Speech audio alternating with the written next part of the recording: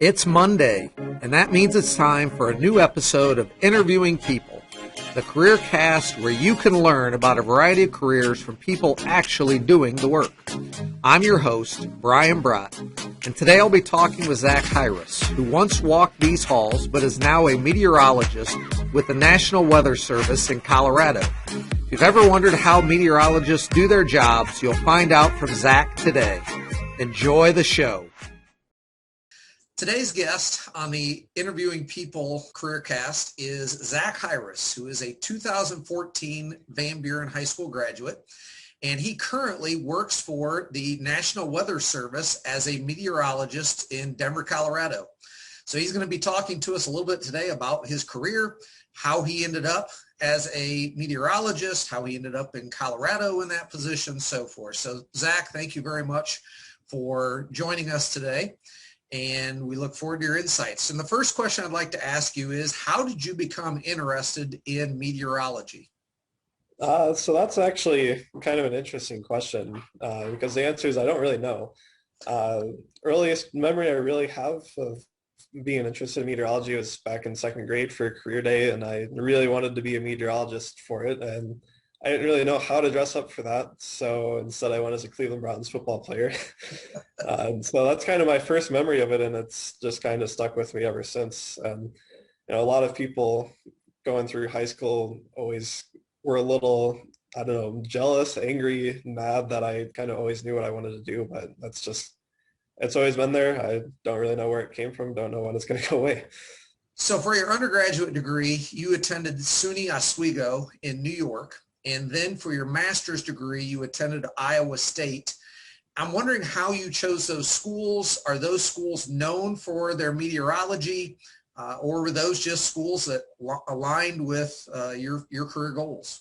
So for SUNY-Oswego, there's a limited number of schools in the U.S. that have meteorology as a major. And for the state of Ohio, there's Ohio State, and then there's Ohio University. And I actually toured Ohio State as one of my college visits during high school. And the campus for me just was too big of a city, too big of a campus, transitioning from a very small school like Van Buren. So neither of the Ohio schools really stood out to me. University of Michigan is also a good school for meteorology, but it's also pretty expensive. And there's a lot in the Great Plains and the South and the Southeast, but none of them really stood out to me. And I kind of stumbled on this list of schools that were options that were kind of lesser known and ended up at Oswego. And I like the climate of it. The campus itself is tucked right away on the lakeshore. So every day you're staring out into these just amazing sunsets out on the lakeshore. You've got lake effect snow, which is one of the coolest weather phenomena I think there is out there.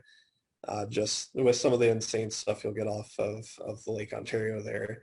And the school itself was small. The program was relatively small. I mean, my graduating class for meteorology is about 15 people. So, and that was one of the larger ones actually that the school put through. So it's a really close-knit program. It's kind of a really beautiful location right on Lake Ontario, close to the Adirondacks. So I visited there over the summer between my junior and senior year, and kind of by the end of the visit, I knew that was really the only place I wanted to apply to. And when I applied to colleges, actually, that was the only one I applied to. I didn't try any others. I knew that was the place I wanted to go, and just kind of put all my eggs in one basket, even though you're really not supposed to do that. You just kind of knew that's what you're going to do. And then for Iowa State, when I was between my junior and senior years of undergrad, I did a research internship at the National Weather Service office in Des Moines. And I was actually living in Ames because it's about a 25-minute drive away, and realized that I was liking this research that I was doing. I thought it might be a good idea to at least talk to some of the people at Iowa State because I have a graduate program there. Set up a meeting with what turned out to be my advisor, and we talked for about an hour and a half and just talked about everything from what the grad school application process was like to what the funding options looked like, what type of projects he did, and kind of left it at that for a few months. And then when I got back to Oswego in the fall of my senior year, he sent me an email saying, if you haven't applied, like I strongly would recommend that you do, like it'd be good to have you in this program. And so I ended up applying there and a couple other places and ended up going someplace where I knew the advisor well. I was able to talk to him over the winter. Uh, it was just kind of a combination of knowing the area, knowing that the research I'd be doing was good, and then knowing that the advisor was well respected and a respectful person in general. He's really easy to work with. So it was a combination of a lot of things, but it turned out working out fairly well, I'd say. Good. So did Oswego, did they help you line up that internship, or was that all on your own? And is that the only internship you did while you were in college? As far as the actual school helping, no, but within the meteorology program, there were, organizations like we had a chapter of the American Meteorological Society. And so that was student run, and we kind of helped each other figure out what scholarship opportunities there were, what internship opportunities. We'd go to conferences as kind of a group and meet with people there. So the school didn't do anything directly to help with the grad school process, but there were people within the school that were helping. So did you have any other internships while you were in college? Not while I was still considered an undergraduate. So I did 4 years of forecasting at the school, which we can talk about later. And then the internship between my junior and senior year was the only one that I did while I was still an undergraduate student. But then between graduating with my bachelor's degree and then going to grad school, I started as an intern at the Weather Service office in Central Illinois, which was part of the Pathways program. So technically one, but also technically two. Okay, so that's actually one of my other questions is about the Pathways program. Can you tell us a little bit about that and how you were able to do that? And would you encourage other people interested in becoming meteorologists to take advantage of that program? Yeah, absolutely. So the application process for that is it's a U.S. government job. So it's all run through this website called usajobs.gov. It's got all of the government jobs. So even if you're not interested in meteorology, but other sectors, that website is the one to go to. So they post those usually once every year, right around January or February. I know they're about to post one now for current students. And essentially anyone that's not a freshman, so if you're a sophomore, junior, senior, first year, second year, third year grad student, you're eligible to apply. You just have to be a student in the next semester. And so when I found out I was going to grad school, I saw that opportunity came up, and I knew I wanted to work in a forecasting setting at some point, and I knew that being with the Weather Service, being with the government was a type of job I was really interested in. And so kind of going back to how those other students would help during the course of undergraduate career, it was kind of a group of us that sat down, worked on our resumes, worked on our cover letters, worked on that type of stuff, submitted applications together, and then you kind of wait 2 months because the government takes a little bit of time to go through that stuff.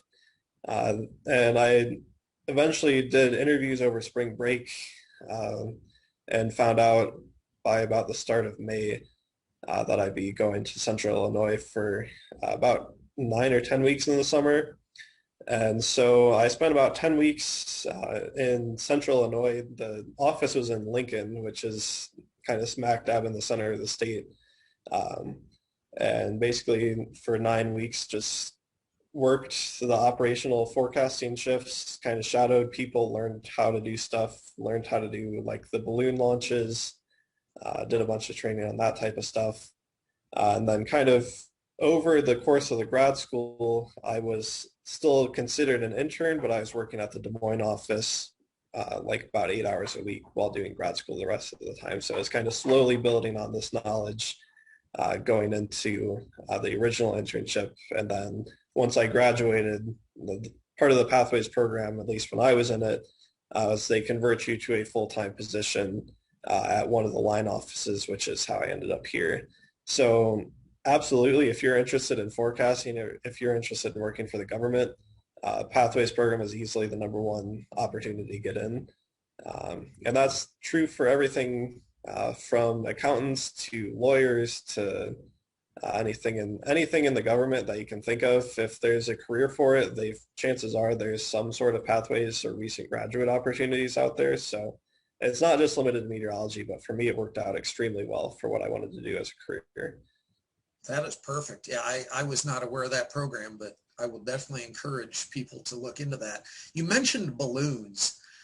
I'd love to hear a little bit more about what you do with that. And I realize we're going to get more into your job later, but the whole balloon thing that you learned when you were in Illinois, what was that all about? Yeah, so every 12 hours at a select number of these forecast offices, they've got equipment where you basically fill up a balloon with a ton of hydrogen, get like a 40-foot long string, tie it to one of these instruments that takes temperature, like the humidity, and it also has a GPS sensor in there so you can determine the wind speed and direction off of that.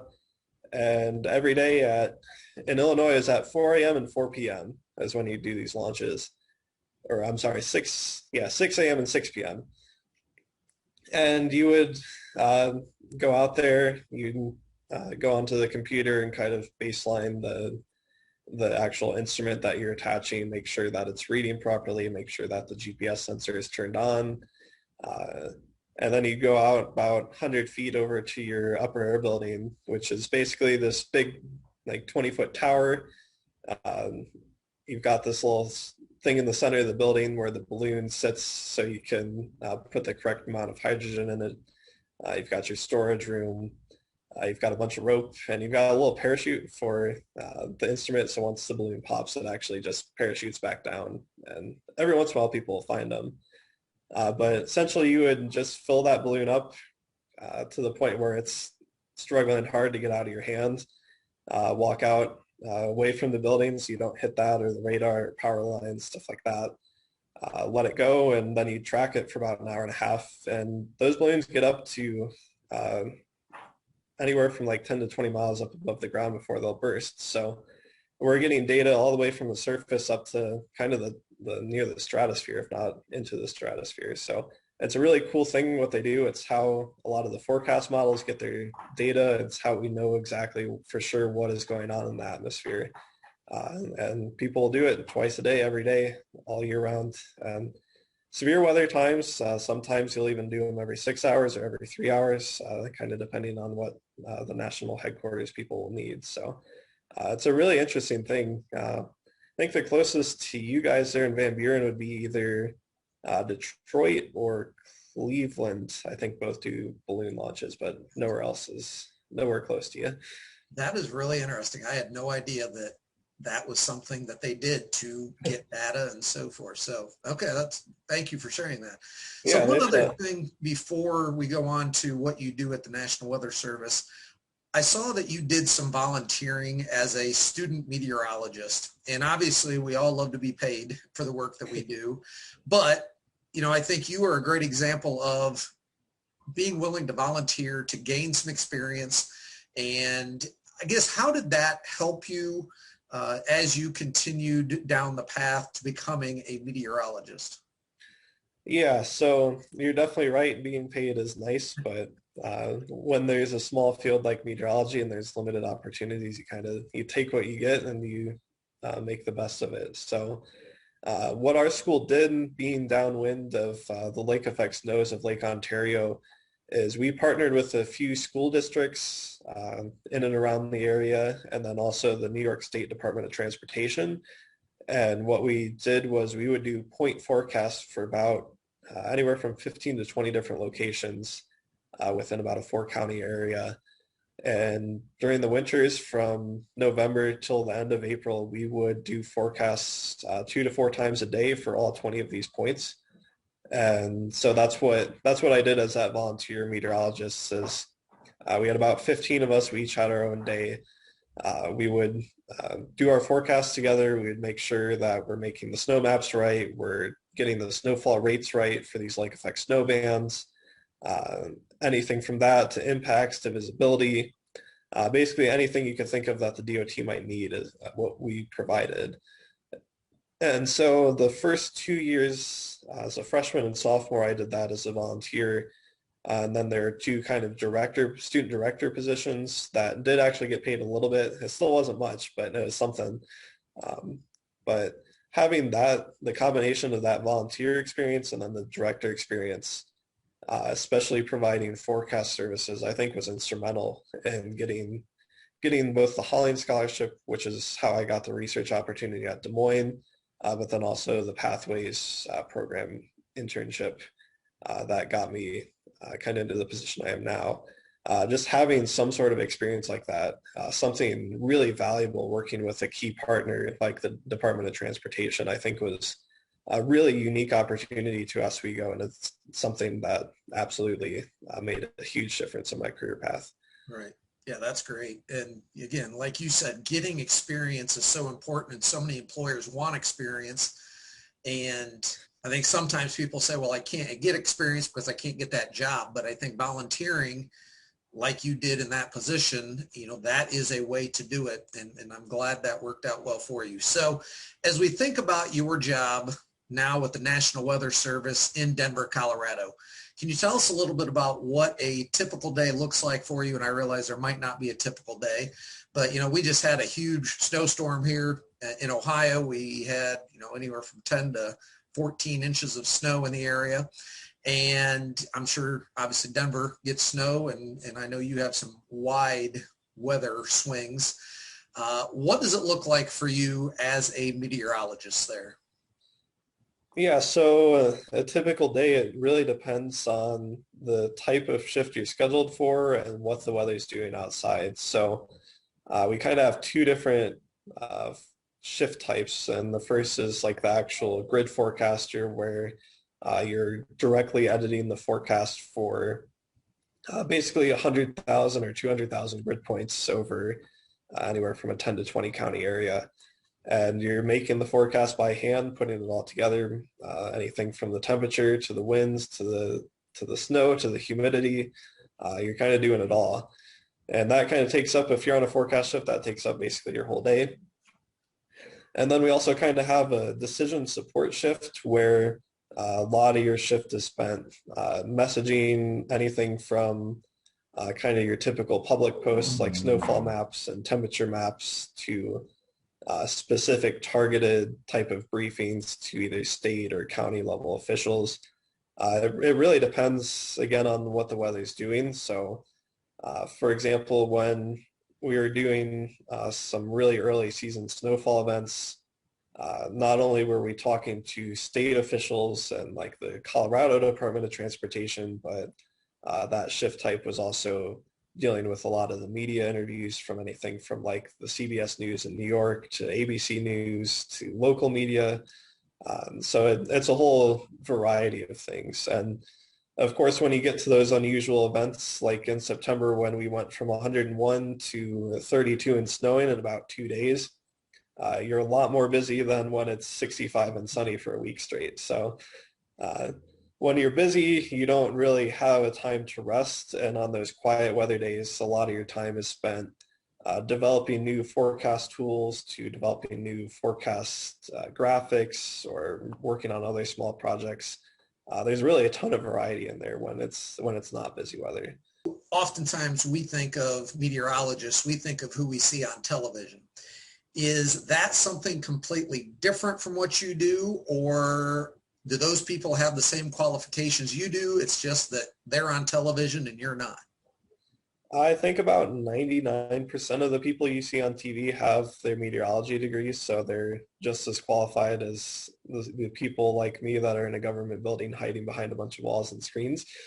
Uh, it's definitely not something you think of usually, is that a good chunk of meteorologists never see airtime. They're never on a TV screen or radio. We're just completely behind the scenes, but we work together with those broadcast media partners, coordinating messaging, trying to make sure we're all on the same page so that when there is a storm threat, whether it's winter or severe weather, we're all on the same page and we can all kind of work together because we're all trying to do the same thing, which is keep people safe from the weather. So They're all equally qualified. We're all working together, even if some people are on TV and some people aren't. So you talked about your advisor at Iowa State a little bit earlier, and you talked about how useful that relationship was with that advisor. Can you talk a little bit about how networking with people and building relationships, how that has helped lead you to where you currently are in your career? Yeah. So meteorology is kind of an interesting community just because of the fact it's such a small group of people. Even some of the bigger schools, and we can put bigger in quotation marks, still aren't graduating more than, 15 or 20 people a year. And so the community itself is really close knit. Even though many of us are working hundreds or thousands of miles apart, it's kind of one big community, and that's true whether it's on LinkedIn or kind of Twitter, Facebook. There's kind of an opportunity everywhere to communicate with people from across the country. And so, as an undergraduate student, I probably wasn't very good at actually networking. I kind of did just enough to find myself in good situations. Uh, but even those little things made a difference. Like if I had not, while I was in Iowa, if I had not reached out to the one professor on Iowa State's campus, I wouldn't have ended up talking to him. I wouldn't have ended up having a personal relationship with this professor leading up to these graduate school applications. And chances are I wouldn't have been kind of as considered as seriously as a subject that had been talking to him. So a lot of the times it's not even making a big social media presence or kind of having this persona that you have online. A lot of the times it's these smaller communications that add up over time. And it's not just like meeting with my advisor over the summer before I applied there, but going to conferences and just having conversations with a few people, because you never know who you're going to end up talking to. You never know who they're going to end up knowing. Like, for example, one of the people I knew really well in Des Moines was pretty close colleagues with one of the people here in Boulder. And that helped me get the job here, was having a good reference that knew the people at the places I was applying to. So there's a lot of good things you can do, whether it's on social media or LinkedIn or in person. But a lot of the times it's just these small things adding up over time. It's not something you can manufacture. You just genuinely have to care. You have to make these connections. You have to make meaningful connections with people. But if you do, chances are they're going to be willing and able to help you out when the time is right. I think that's really good advice, and all students need to hear that. So in addition to that, is there anything else someone who's interested in becoming a meteorologist should keep in mind as they work toward that career goal? There's a lot of things you could say for that. The first I'd say is don't get discouraged, especially if you're a high school student or you're just starting out college. There's a lot of people that kind of are afraid of the math because it is a math heavy subject going through college. If you have the passion for this career, or really any career, if you have that passion, there is nothing stopping you from going out and doing it. Even if the math is hard, even if the schools aren't necessarily close to home, there's always going to be things that could get in the way, but if you have the passion and the drive for it, you can accomplish a whole lot, and it doesn't really matter where you started at. So I think that's really the only thing I know for sure that I could say. Good. So a couple of fun questions as we start to wrap things up. What is your favorite weather event or season? God, I have to go with winter. There's something about just watching snowfall is so peaceful. And I think specifically there was a time back when I was a senior in your class, and I had just come from doing the University of Findlay's dual enrollment thing in the previous semester. So there's like the first week of the spring, like early January, there was this big storm coming, and I knew every day I was on my little like netbook or Chromebook or whatever they were called. And I know there's every day you were getting frustrated with me because I kept looking at that instead of our actual assignment. No. But it panned out because we ended up having school off for like 3 or 4 days. Yeah, But I I think, remember us going to you to get the forecast to know yeah, when we were going to have school and when we weren't. yeah. So I think there's just something really peaceful or unique about a winter storm compared to any other season. That kind of has really always been cool to me. That's part of the reason I ended up at SUNY-Oswego was because they got so much snow. It's just such a cool thing to experience. But all of them are cool. All the seasons are great. Yeah, they all have their unique aspects, I'm sure. So second question, if someone wanted to live in the perfect place for weather, I guess where would that be? Is it a place like Denver where it can be 101 one day and 32 the next, or? Yeah, close to the mountains is always a good bet just because you get so much impact from those mountains. But in all honesty, Ohio's got pretty much all of it. You know, you've got, especially Eastern Ohio or Northeastern Ohio, you got the big snows, you got summertime thunderstorms, you've got a real spring and a real fall. Ohio's got close to all 4 seasons. I think they're pretty close second to somewhere along the Front Range out here in Colorado. And finally, the question I think every meteorologist has probably asked at one time or another, have you ever been wrong with a forecast? If you look at people's social media comments, we're wrong every time. So, yeah, there's definitely been times where, you kind of look back at a forecast and you're like, wow, I really blew it.